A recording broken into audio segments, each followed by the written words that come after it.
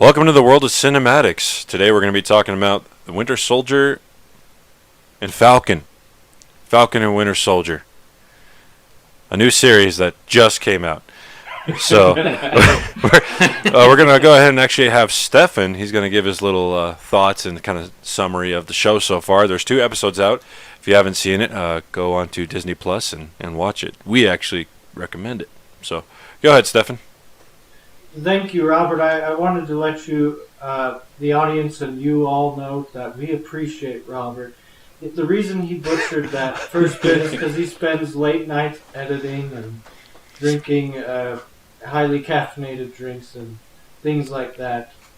Actually, I mean, so, hey, if Bang ever wants to sponsor us, I mean, just saying, I drink a lot. I drink a lot of Bang. Yes, he drinks a lot of Bang, and he also...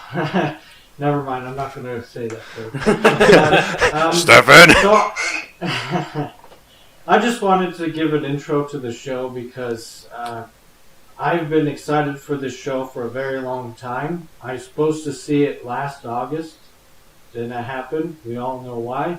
But I won't say because I don't want to get demonetized or whatever.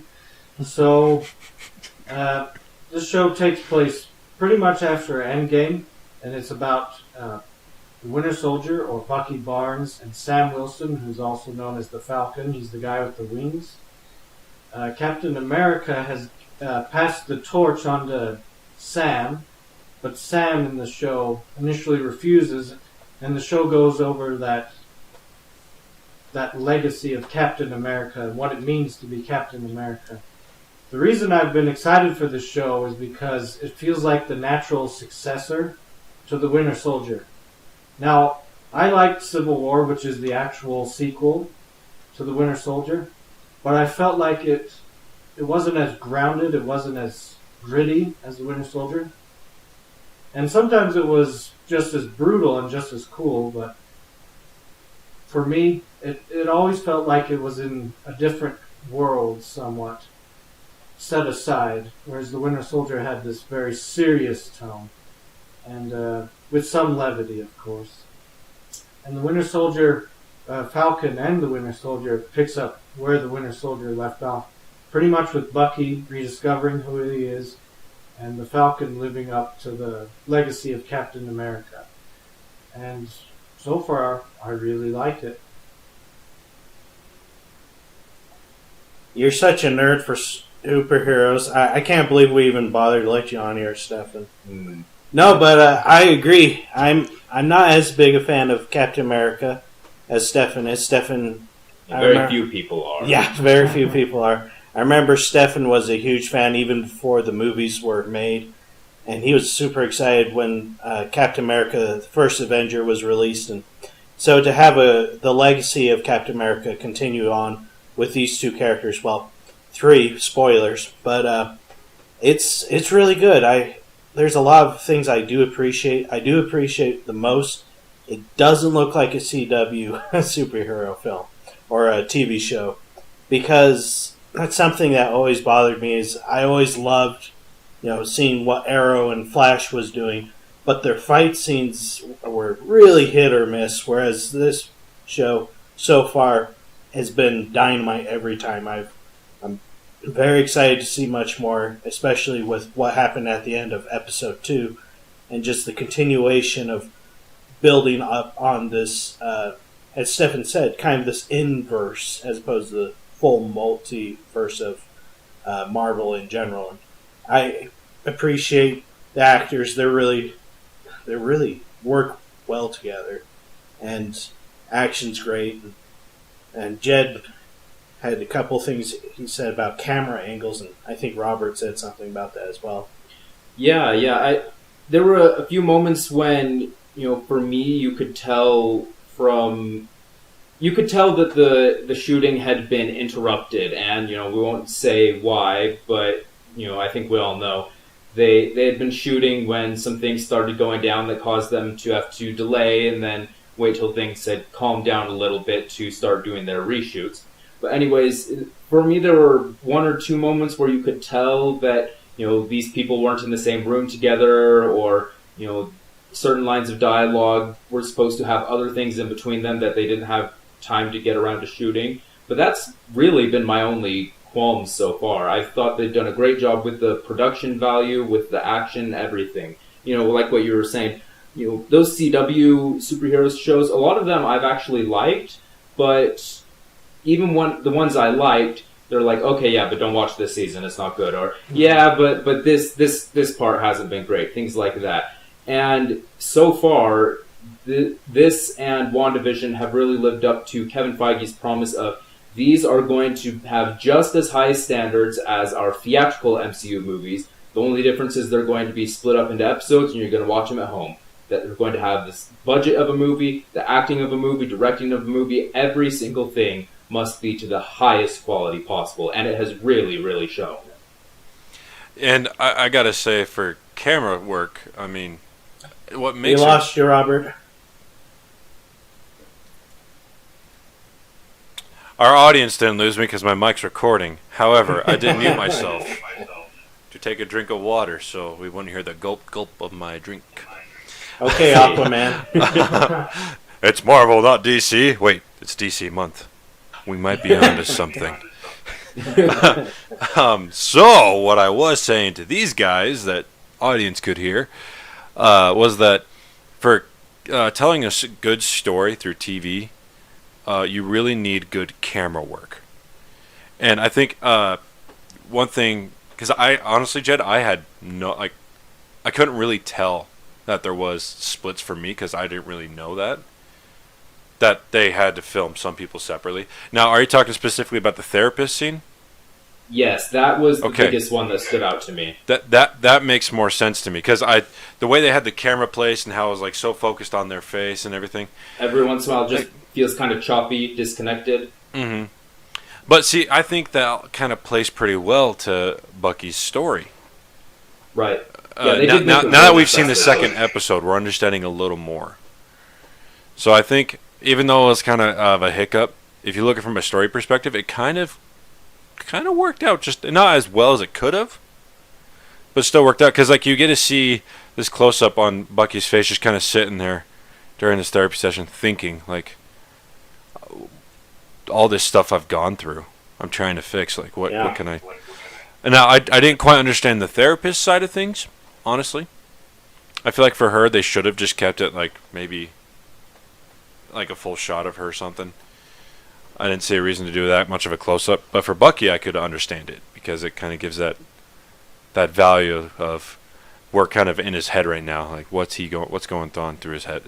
He's going through something. Right. We can tell.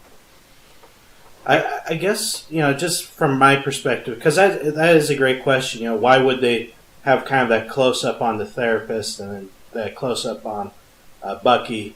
And from my understanding, it's like you said, for Bucky, it's to show, he's kind of closed off from the world and, he's trying to process things. And whereas with the therapist, she's just another wall that he has to get over. He doesn't see her as someone to help him get through his problems. And I think that's why it's kind of that way with the filming is he sees her not as an equal, but just another obstacle in his life. And that's understandable because his life has never really given him a choice in anything. The last choice he made really was to join Captain America as one of the Howling Commandos. And that was really it. And he didn't have a choice when he went to Wakanda.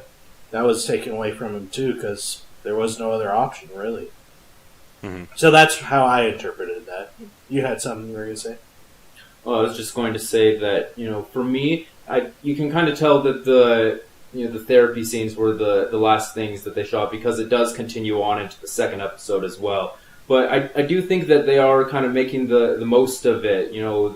Those close-up shots, one of the things that those do to us as an audience, it makes us feel uncomfortable because, the television screen or the theater screen, that's our eyes into this universe, and usually we don't see people up that close to that face, to their face. It's like we're standing 2 inches away from them, so it makes us feel kind of uncomfortable, which Bucky is uncomfortable in those scenes, and so it does, help us to better understand that. But then when you do the same thing in the therapy scenes in the second episode, where it's, the two of them sitting really close to each other. We're supposed to feel kind of this frustration and this almost immature anger and competition between the two of them.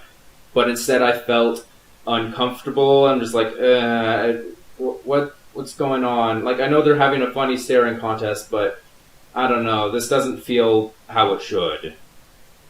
See, I remember watching that scene and started laughing because it felt like they just took Anthony and Sebastian was like, just do your thing. Yeah. Yeah. Just act like it's an interview. You guys got this. Right. But, I mean, yeah, it really does kind of put you in an uncomfortable feeling. And I got to give props to Sebastian because, you know how, as an actor, he's really got to not just act out the emotion, but you got to be able to see it because when the camera's that close, you can hide a lot of deception, but the eyes are a little harder to fake. But that close up on his face, like I think he did a good job, like showing that reflection of an inner struggle. Yeah, and making us uncomfortable. Yeah, not only that, I would also add, just for that comedy aspect, for Sebastian, he has to be stone cold serious. If Anthony cracks a smile, it's okay, because that's in character. He's a pretty chill guy. And I'm sure during that scene there was a lot of, one breaking the other as far as, starting to laugh and things. And Sebastian's character has always been the straight man. He's, even in First Avengers, he's quipped a little, but it's not like he's trying to be funny. Like when he notices Steve is taller, it's more of, wow, you're huge. He's not like, man, you're huge. Let me check out. Oh, man, you look great. Something that you would see in a Guardians of the Galaxy. It was like, oh, wait. Am I still on drugs? Because you're big. And just so people know, he said First Avenger, not First Avengers. The first Captain America movie. It took me a moment because I thought, like, did he say First Avenger? I was like, oh, it's Captain America, the First Avenger. That's the full title of it. So I figured I'd clarify that for anyone who's just as dumb as me. Well, let's talk about that, the first episode. Because, it's good that we've had the discussion about the two characters, because they are the cherry on top, I guess you could say. In my opinion, it's always important to make sure that the hero is the best part of a superhero film, and the villain needs to be the next best part. But with this show, in the first episode, we have that awesome sequence where the Falcon is fighting in Tunisia. I really love that sequence. I remember when I first watched The Winter Soldier with my dad, after we came out of the theater, he said, when we saw the trailers and it showed the Falcon flying around, I thought he was going to be super lame. Because, and that's what my dad said, because he's just a guy with wings. It's like, is he Buzz Lightyear or something? But then it turns to out, infinity and beyond. Exactly. Is he going to, say that and, jump and fall with style and then crash and burn? Is he going to be cool, basically? And it turned out, yes. For what they did with him, they made him actually pretty cool. For one thing, they gave him 2 Uzis, pretty much. Yeah. And then he avoided the Quinjets, and he accomplished the mission. He avoided missiles. He did, tuck and rolls in the middle of the air. It was very cool. And then in the Falcon Winter Soldier, they've updated his gear and everything so that he can do a lot more. And that whole sequence is great. All the effects are great, especially for a TV show, I must say. And I love that they brought back Batroc from the Winter Soldier. Yes. His inclusion was very good because I was like, I know that guy's not dead. He was alive at the end of the Winter Soldier. And they brought him back. So that made me very happy. I knew he was coming back. I didn't know he'd be back in the first 10 minutes. He's already there. And just watching him beat up on the Falcon and him jumping from one helicopter to another. Very cool. Very well done. And they didn't bring him back just to kill him in the first 10 minutes either. Yeah, I don't know if they'll ever use him again, but it's always fun to see Batroc pop up whenever he can. So if there's more roles for him in the future, I'm all for it. Yeah, and I hope this is just a pattern that we get to see with a lot of those villains. Because, he isn't a big villain in the comics. In fact, he became a Gwenpool. For those who don't know, that's another multiverse character. But he became a sidekick to her, and that's how big he is in the comics. He's a sidekick to a character from another dimension, basically. But just to build on what has been said about that, and just in both episodes, Stefan pointed out that I think they have the same composer score. And that's really cool because I started listening to it and I was like, oh yeah, this is from Winter Soldier, and you can hear the similar themes being played, and it really adds the continuity. I mean, I wouldn't have been upset if they made a new score, just for the show, and it has. But it's nice to have callbacks to the other movies and things like that. And that's something that you couldn't do too much with WandaVision, just because, they haven't had their own film, really.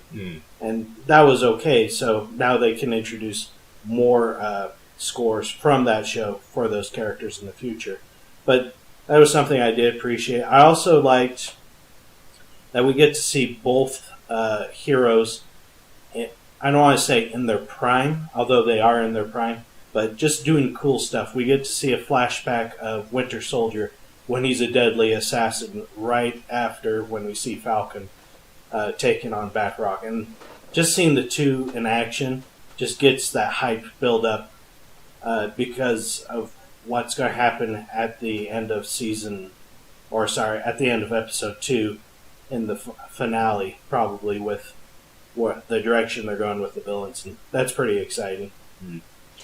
One of the, I won't call it a trick, more of a subversion, kind of the way they set up at the end of the first episode. Towards the beginning of the episode, Falcon has given up the shield. He said, I'm not going to be the new Captain America because there can't be a new Captain America. I'm just going to give the shield to the government. They're going to put it in a museum, and we're all just going to keep on living our lives, which I liked that approach. It would have felt a bit weird to me if Endgame finished with, hey, Sam, you're the new Captain America, and the next thing we see is him saying, I'm not Captain America, and him giving it up.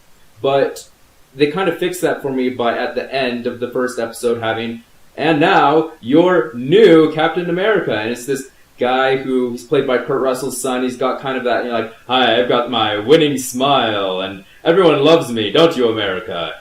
And I kind of thought I know a little bit about the character John Walker, but I kind of figured at the end of that episode, oh, this guy's going to be a jerk. He's going to be like, oh, this is the real legacy of America. It's just a really loud guy who brags a lot and is annoying and maybe a little racist. And what do they do in the beginning of the second episode?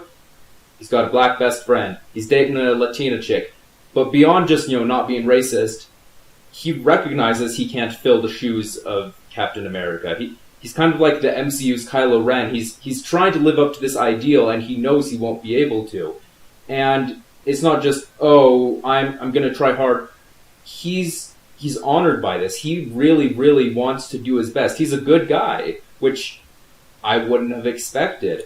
No. But, him, it's not just, hey, he's a good guy. Hey, I don't live up, but I'm going to try. He honestly is doing his best. We see him all throughout this episode. He helps Sam and Bucky. He helps them in their fight. He helps get Bucky out of prison when he's arrested temporarily. He really is, in many ways, an ideal successor to Captain America.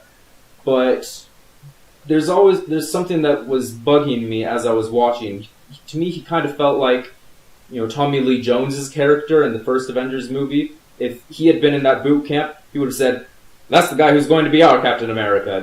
He doesn't have that, I haven't seen that quality of him that's like, I will jump on a grenade without my helmet that'll, absorb the blast. Right. He seems like a great guy and a real American hero, just not someone, we haven't seen him kind of earn that status of, being Captain America, which is kind of the point. Right. And that's the thing is, when Infinity War came out, that was kind of the reaction to the audience as well, as what, Sam is going to be Captain America? Or others were, a little more excited, like, oh, great, he's going to be the new Captain America. But it was still kind of that feeling, as some people thought about it, is, does he deserve it? Really? I mean, he's not even a super soldier.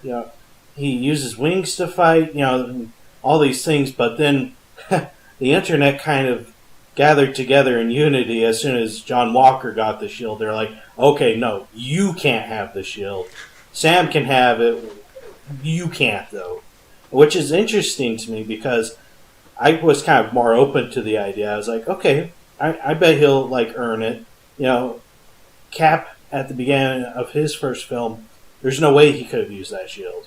And as he got his powers and learned how to fight better and use his ideals and eventually get the shield, then he kind of earns it. And it's still a slow learning process because you compare him throwing his shield in his first movie to how John Walker throws it. It's kind of a bigger deal when John Walker throws it because it's faster.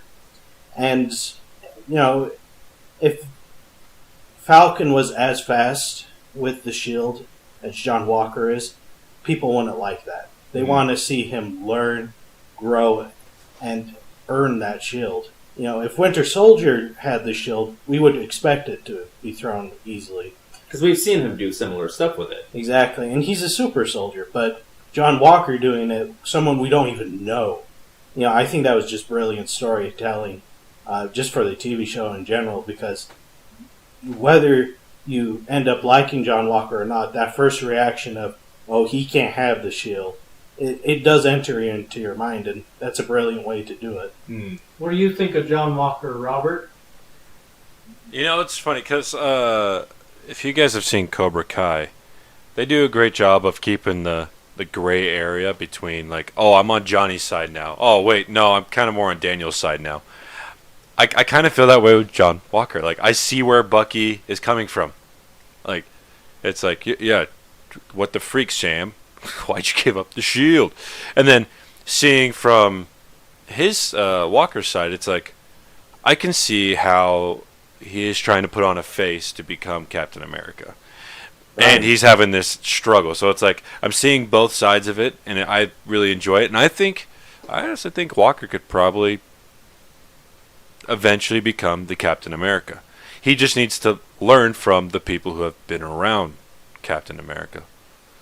Yeah. He technically has the mantle of Captain America, but he is not Captain America yet. Just at the beginning of the first Captain America movie, Steve Rogers wasn't the first Captain America. Even after he got the super serum, he wasn't Captain America yet. They were just parading him around. It wasn't until he decided, hey, I'm going to go save these people, that he became, the Captain America that we know.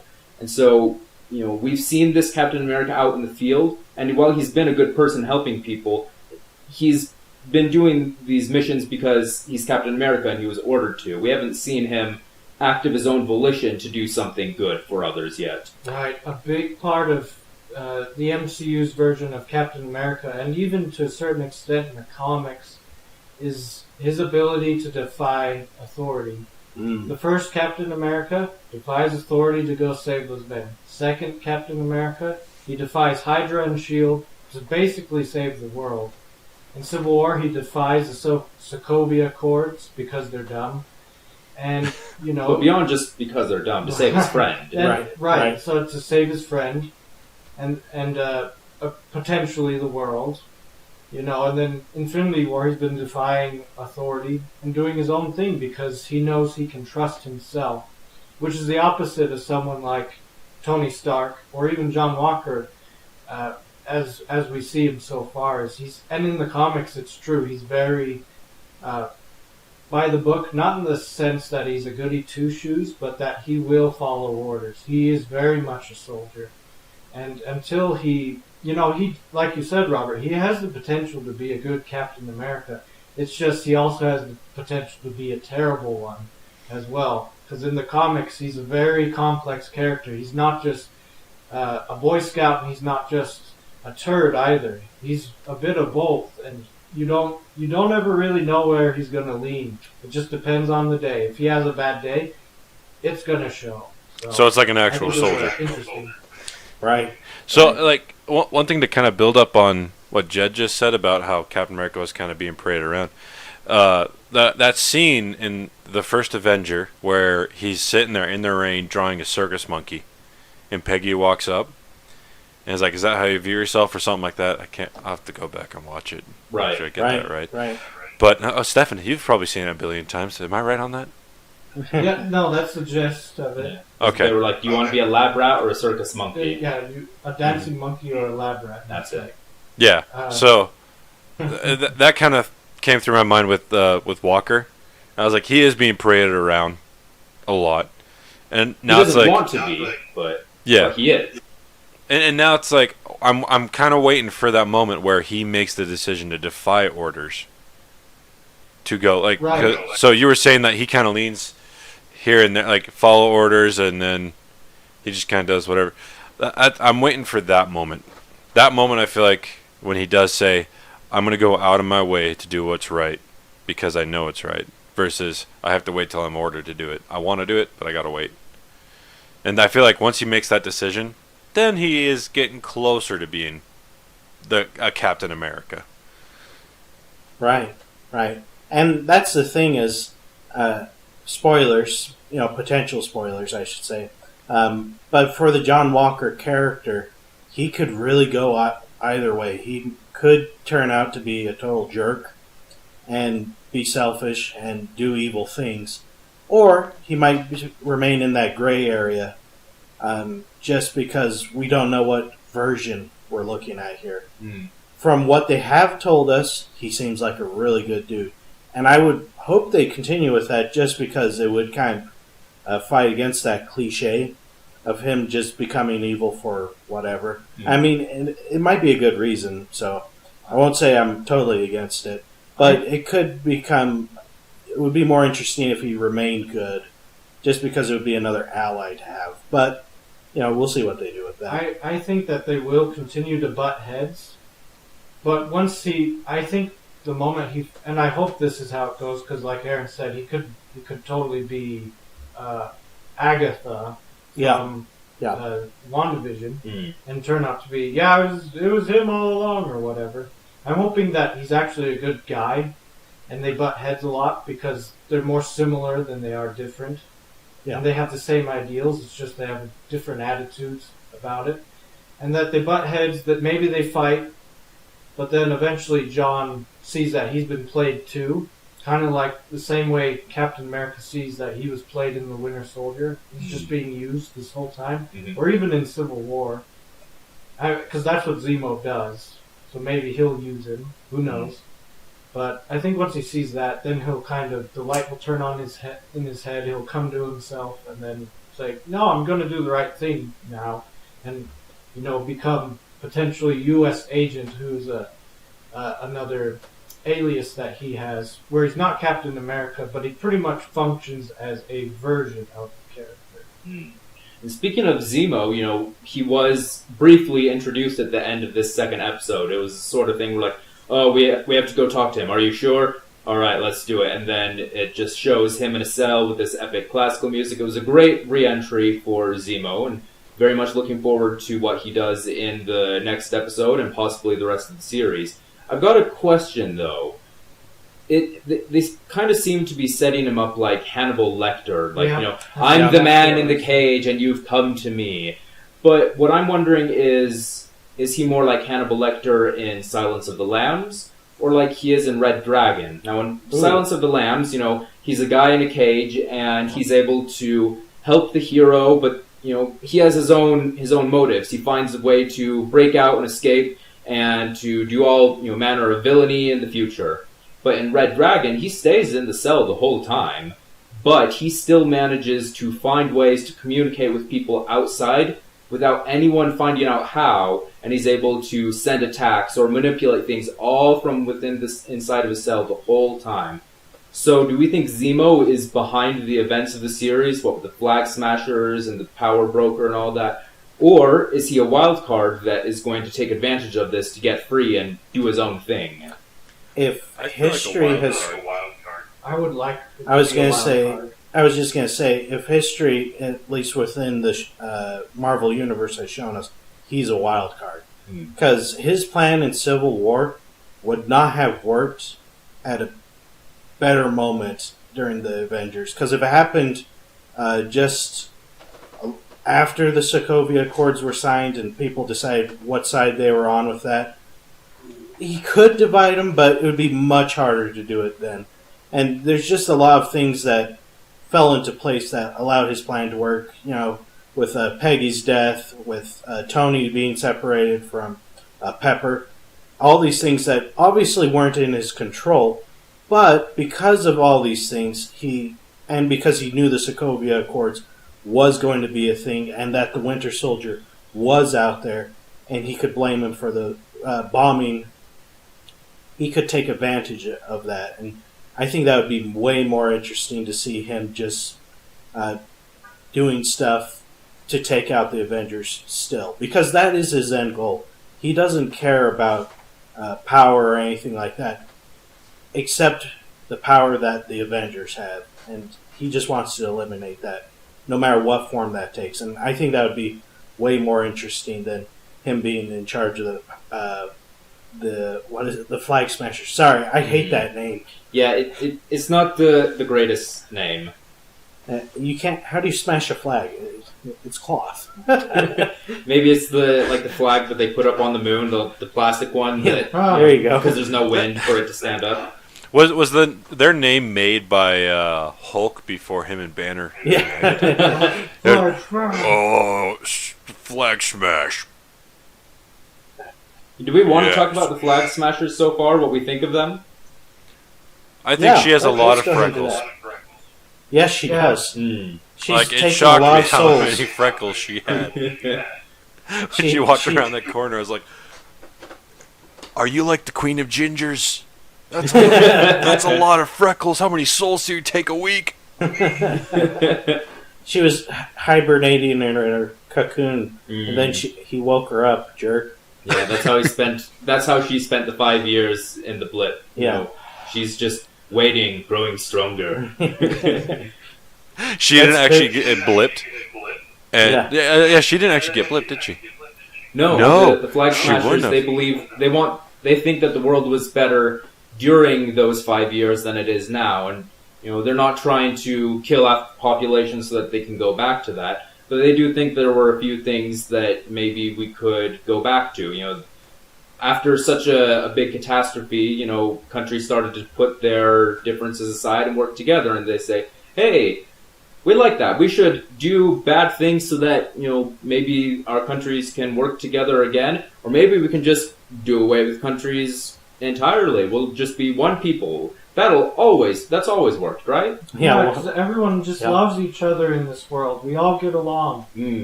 Forget the red, white, and blue. Let's just go full on red.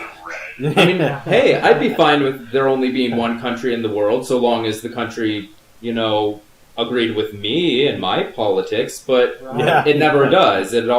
Most everyone is always going to be upset that they're not liking how they're being ruled. Yep. Jed's gonna start a new organization. Oh no, I'm already a part of the League of Red-Headed Gentlemen, but I can't say anymore. And guess what, folks? He doesn't have as many freckles as she does, which confuses me. I was going to say, and I'm only half ginger, so I don't really have any freckles, so it's okay for me. He started the Children of Thanos as well. So. Yes, I did. For one of my classes, I started a cult called the Children of Thanos, and we were quite successful. Half the population died because... That is honestly kind of scary. The world of cinematics does not condone cultists. However, the Children of Thanos is... Oh boy, that blows my mind. When did this happen? It was in 2019. It was about the time that Endgame came out. I was taking a sociology of religion class, and one of our assignments was we had to make different religions within our class to try and compete with each other. We had to have our own practices and beliefs, and we had to try and maybe we would succeed by having the most members or having the most devoted members, things like that. And the Children of Thanos, we were a force to be reckoned with. Please tell me. Please tell me. Every time you started a meeting, everyone just went... Oh yeah, that was one of our rituals. We tried to think of something like Marvel related, but like maybe a mantra of like with great power comes great responsibility. But we figured that's simple. I mean, it's as simple as that. So Well, not to mention children of Thanos. That's like Thanos' thing. yeah. Plus, I mean, we already had the marketing. Ebony Maw in Infinity War, he sounded so cool. He's like, "Come and join the children of Thanos. All will be saved." And like, look, he already did did all the work for us. We just got to say, "Oh yeah, what he said. Join the children of Thanos." Yep. Hear me and rejoice. Yeah, what he You are said. now about to become children of Thanos. Well, anyways, back to the after blip Mm. with Falcon and Winter Soldier. Was there any other comments? We're almost to 40 minutes. I don't know where are you at, Aaron? Yeah, about 36 minutes there. Do we want to go around and each one of us make one or two predictions about what we think will happen in towards the end of the show or as things develop? Yeah. Yeah. Stefan. I say Stefan starts. You lead us off, Stefan. You know the most about this. Yeah. You Okay. nerd. Thank you. Everyone should know that Captain America stuff in the background, I believe that's all his.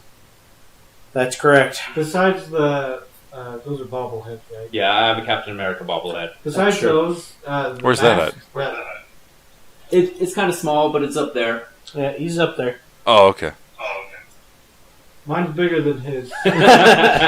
So But I know how to use the mine. shield, the shield and the mask. So anyway, my predictions. So they mentioned the Power Broker, and it kind of clicked today because I've been watching people review and talk about the connections to the comics.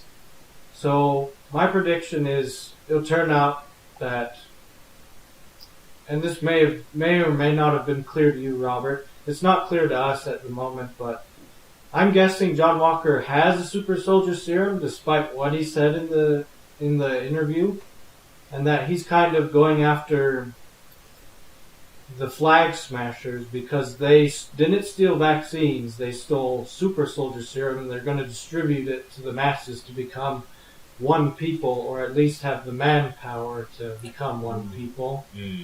And he'll find out that he's duped eventually, but he'll have a fight with Bucky, most likely. But once he finds out he's been duped, he'll go to the good side. And then Zemo will pretend to be helping the Flag Smashers, but he'll end up, killing them all off, or getting them to kill each other, or leading them into a trap. Because apparently they're pretty easy to kill if you have enough bullets. Yep. So, because Zemo's goal is to just take out superhuman beings. If we remember the end of Civil War, he said, "Did you honestly think I wanted more of you?" And you see all these dead super soldiers with a bullet in their brains. Yep. And so I think the final conflict will really come down between a battle of wits between Zemo and our heroes, and trying to convince the Flag Smashers, because I think they are malleable. They're probably able to change their minds, but it's going to be hard to do that until they show that Zemo is not looking out for their best interests, but is trying to wipe them all out. And so that would be interesting if they all have to team up against Zemo to try to outwit him or to stop his horrific plan, whatever that might be. And then I think John Walker will become U.S. agent, and that's pretty much all that I think will happen. So Stefan managed to take up 39 minutes and 40 seconds there. Whoa. New record. Nerd. Let's see.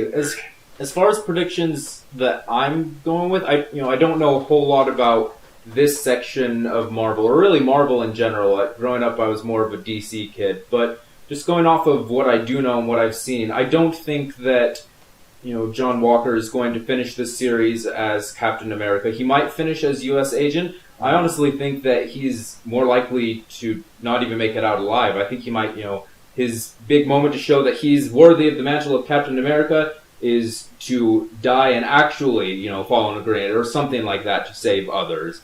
But, because I don't think that they would introduce a new Captain America that we've never met before over, other characters who would be it, and then keep him as Captain America moving forward. I like him so far, and if he earns his place as Captain America, I'd be happy to see him, but I can't really think of future projects where, is he going to be showing up in Captain Marvel 2 or in Secret Invasion as our new Captain America? Maybe. I don't think so, though. And so what I think is more likely is that something is going to happen where he will no longer be Captain America, and that we've seen Falcon in some of the trailers practicing with the shield. Maybe that's misdirection. I think that it's just, he's going to get a chance, another chance to take up that mantle, and I think that by the end of the series, he will have earned it, not only in his eyes, but also in the eyes of the audience. Just to make my thoughts even to 40 minutes, because I don't like I don't like uneven numbers. I just have to add, I think John Walker will probably become the leader of either the West Coast Avengers or be a part of the Thunderbolts. Yeah, eventually, if he leans more towards the dark side and survives and doesn't die. Yeah, that's actually a fun theory. I like that. Good job, Stefan. 40. I'm gonna have to say, I think that I kind of like a combination of both Stefan and Jed's theories. I don't like to theorize too much, but I could see one of those two things happening.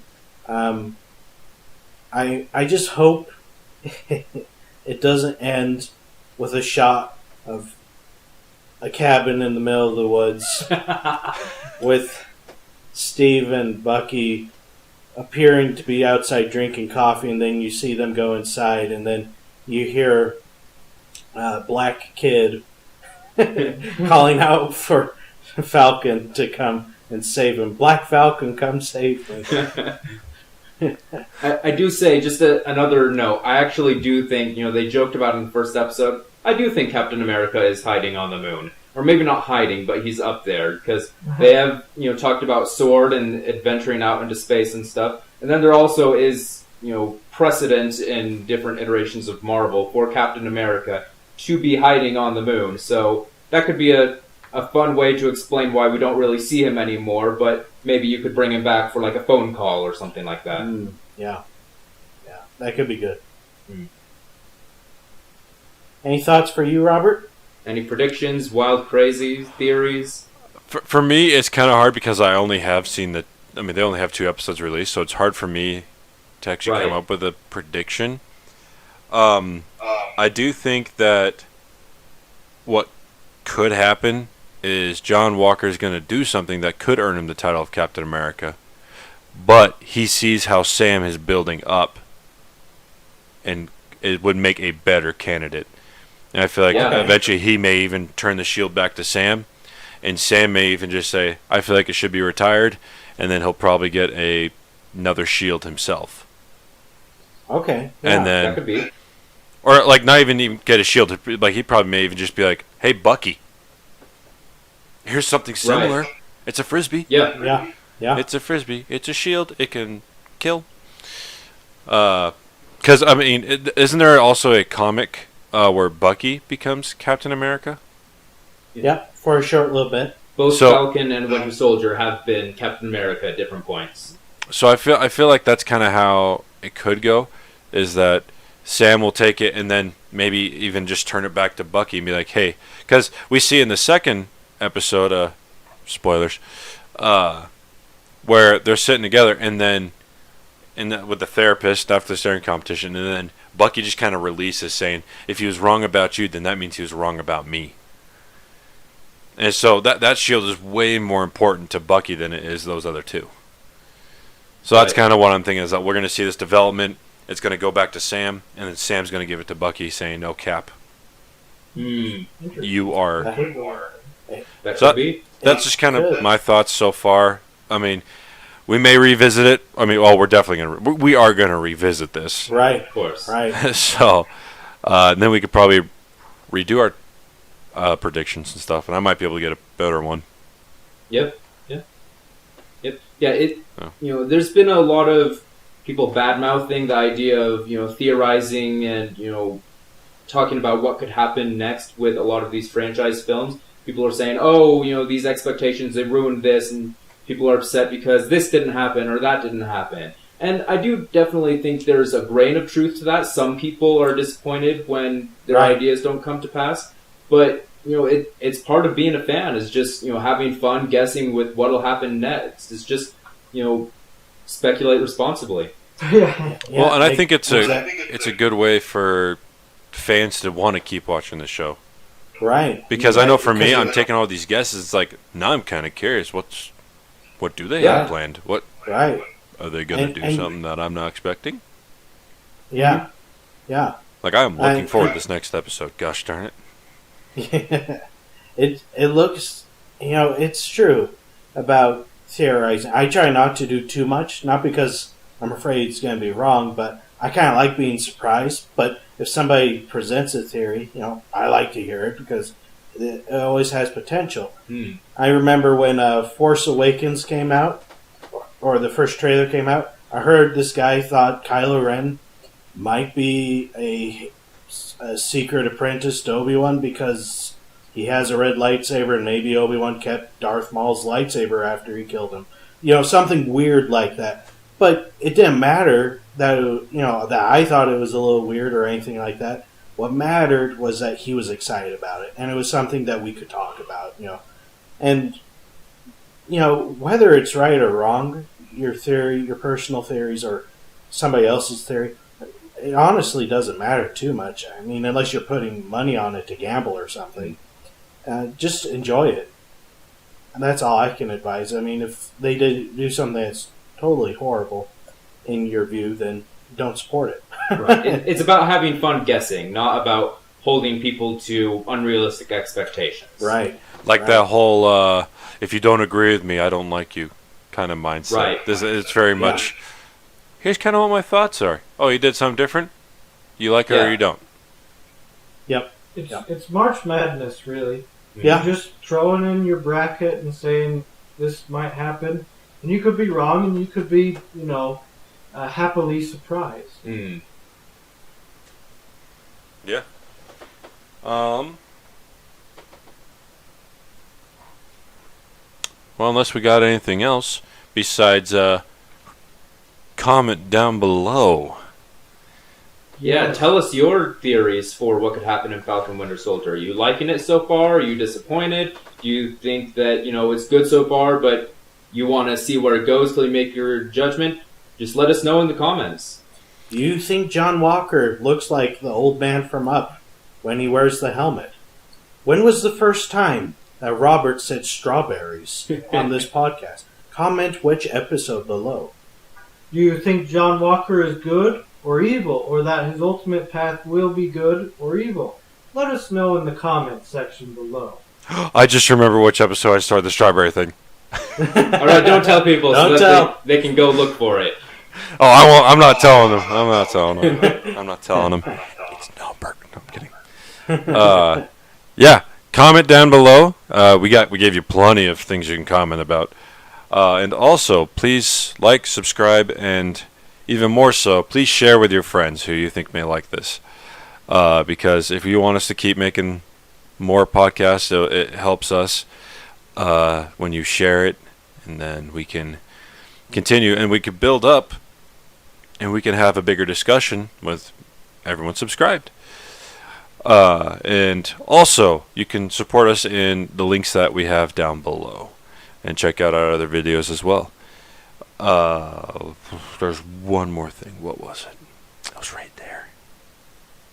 While Robert thinks about what that next thing is, let's move on to our What If segment. Aaron had a great suggestion for a what if that I think is really relevant with some of the events that have been going on recently in the media landscape.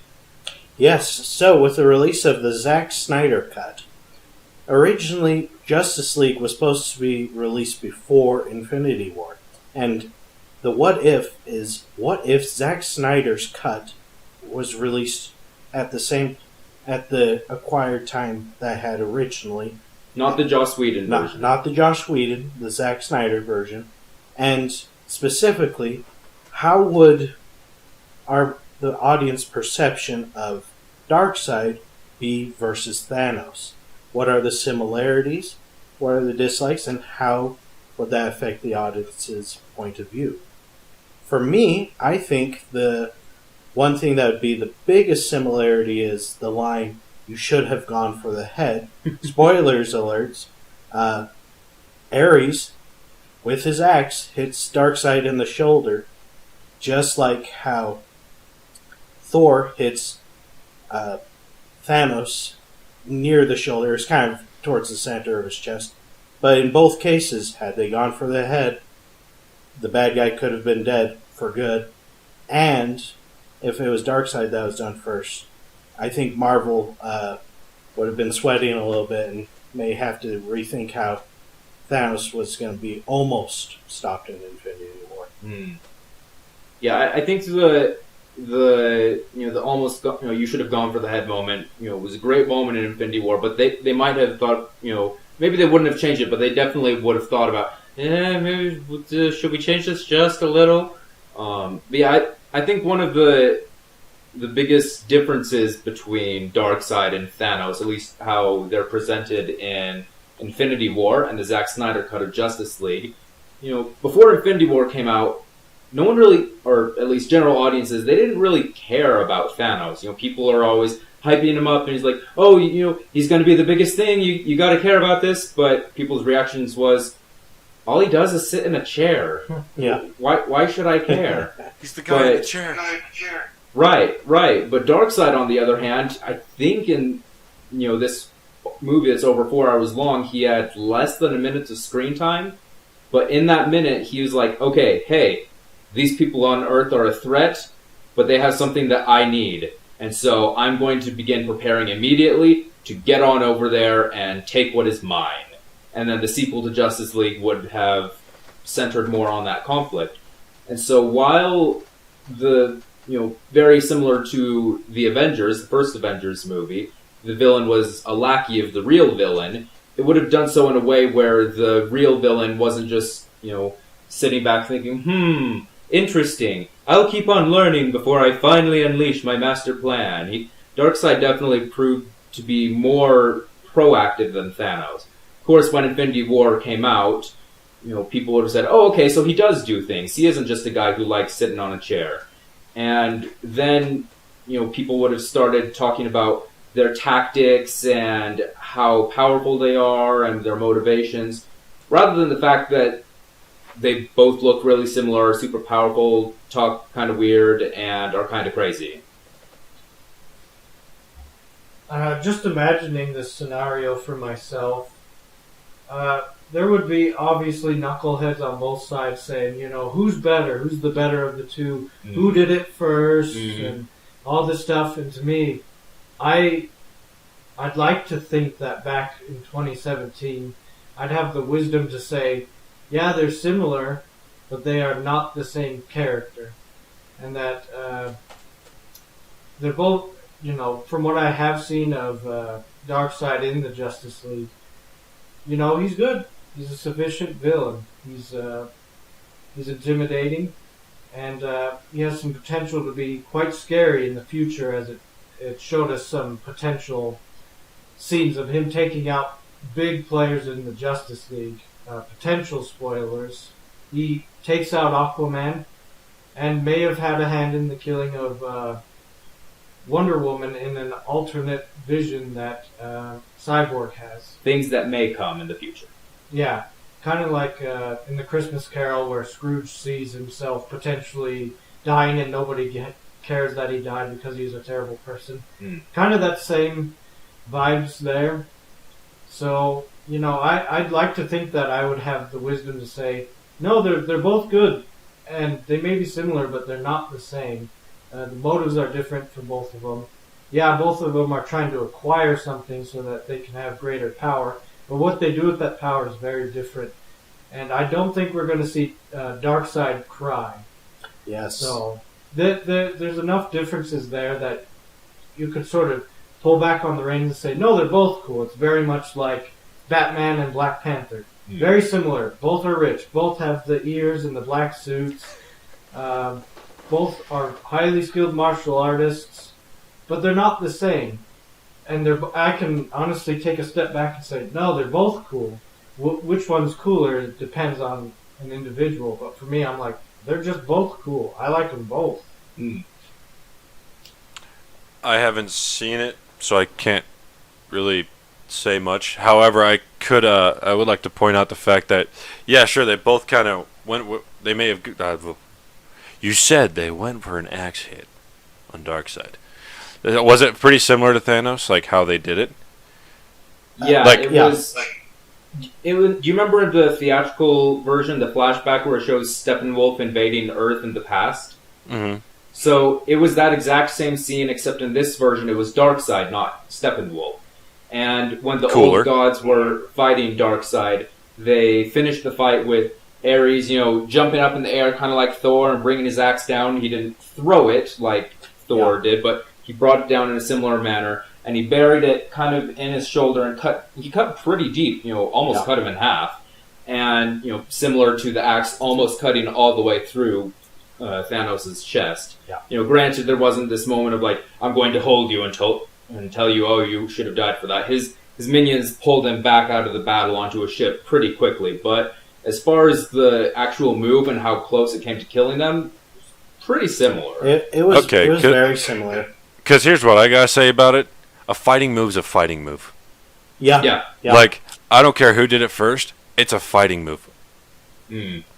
Like, if I'm gonna be fighting, say, Aaron, and that was gonna be my killing strike, yeah, I'm gonna use it. And if I have the same kind of opening on Stefan, I'm using it. Right. Because it's effective. So I mean, Yeah. I don't get why people get all caught up in that kind of stuff. It's like they're fighting. You see an opportunity, you gotta Right. take it. And Like, it can be both fun Thor to joke and him, about. both Thor and Ares. You said Ares? Yeah. Both Thor and Ares. They probably saw an opportunity. I'm going to take it. They just didn't do it the right way. Like, it can be fun to joke about things like that, like talk about how in Rocky 4 at the end fight they're making all these power blows and all of them are hitting and it's like the worst technical defense you've ever seen in a boxing fight. But that's just, it's fun to joke about. But if you're actually going to take seriously the idea of like, no, you don't understand. They both went, should have gone for the head with their axes, and that shows how both of them are objectively bad. You're taking this too seriously, and you don't understand the point. Right. We all know though that Rocky, the best scene in every single movie is hatred. Every time. And that's the fun thing about our what ifs. For those who haven't listened to us before, is we're not trying to prove anybody wrong. We're not trying to throw shade at anybody. We're just trying to have these inclusive conversations. These are for fun. We don't care, honestly, who did it first. What we do care about is the quality of the overall film. Because if Jack Sparrow, if he were to shoot Davy Jones in the heart, like how he shot Barbossa in the first film, that would be a sweet callback. It wasn't what happened, and that's okay. But if it did, we would think, well, that was pretty cool. It's things like that. We want to encourage conversation that can be civil, have fun, and we love Marvel and DC. We're not picky. If it's good, we like it. Or if we personally think it's good and we like it, and if we don't, then we're going to say something about it. It's not a matter of hurting feelings or saying people are stupid because they disagree, even if they are. But it's a matter of just saying, I like this, and I'm going to express that. And then you can say, I don't like this, and you express that, and you don't say, well, you're an idiot. It's just the way things are. You can live with people you disagree with, and you can still enjoy things. And even the people who don't enjoy things can find things that they do like. I gotta disagree with you a little bit, It's all Aaron. about- Yeah. No. Here's why. The only thing we care about who did it first is between Han and Greedo. That's the only thing that we Because care there is a who right did it answer, first. You know it. For me, the right answer in that one is, as long as Greedo dies, I could care less. It was totally Wizard. It was totally Wizard. Bringing it back, baby. But yeah, yeah, Stefan's right. I mean, really, that's what this podcast is all about. I like how we're doing this intro about our podcast, like 14 episodes in, So this is what we're 13 about. episodes in. Well, we finally figured it out. 'Cause, That's you true. know. But that's why we want to kind of get all of you guys in the audience involved too, because we like having discussions about movies. And so here we are discussing a TV show we all enjoy, and some things we don't enjoy. Yeah. So Hopefully it'll continue to give us the same level of excitement and emotion in the future. If not, maybe the next thing will. But I'm pretty confident that it'll finish as well as it started. Yeah. Mhm. Yeah, that's our hope. Not to be a stickler, we are now an hour and 1 minute over. man, we only had like 20 minutes of talking. I'm sorry, I took up 40 minutes. But it had to be a round, even number. Hey, it could be worse. He could do this all day. That's just Yeah, true. Believe me, he has. Yeah, I'm gonna in post. I'm gonna throw a picture of Captain America, like that little GIF of him saying I could do this all day, right over Right. Stefan's face. Yeah. And I'll be like, yeah, I know. I know. Okay, another prediction question thing. Do we think that John Walker, Falcon, or Bucky are going to have some sort of twist on the I can do this all day line? Maybe they'll say themselves, or maybe like, hey, I can't do this all day. It's gonna be No. Bucky. If it, John Walker. I vote for John Walker as well. I think it will be Falcon, Okay. and I think it will be him eating jambalaya or something. Like, yeah, they Yeah. get into a food eating contest Yeah. at the end. They're like, okay, how much shawarma can you put down? Yeah. I could do This all day. Yeah, I do lean more towards the comedy though. Although if it was done in a really cool way, I'd appreciate that too. But, Sure. Actually, But honestly, I could see Anthony saying something like that. I think I have to agree with that. I could see Falcon doing it, and then Bucky just kind of give him that look, like, really? Yeah. Yeah, what's wrong with you, man? Like, I know you can do this all day. You don't have to wait. You're not. Bucky's staring at the Falcon, and he's like, man, what's with the staring thing? I could do this all day. Yeah, that could work. I Yeah. could see it. I could see it. So any one of them could. Well, I remembered a light bulb. I remembered what I was gonna say because I totally forgot about the what if section. Not gonna lie, because we haven't done it in so long. I actually forgot about it, which is why I started doing that whole comment plug-in thing. So just remember everything I said earlier, and this. You can go to our T-shirt shop and help us. You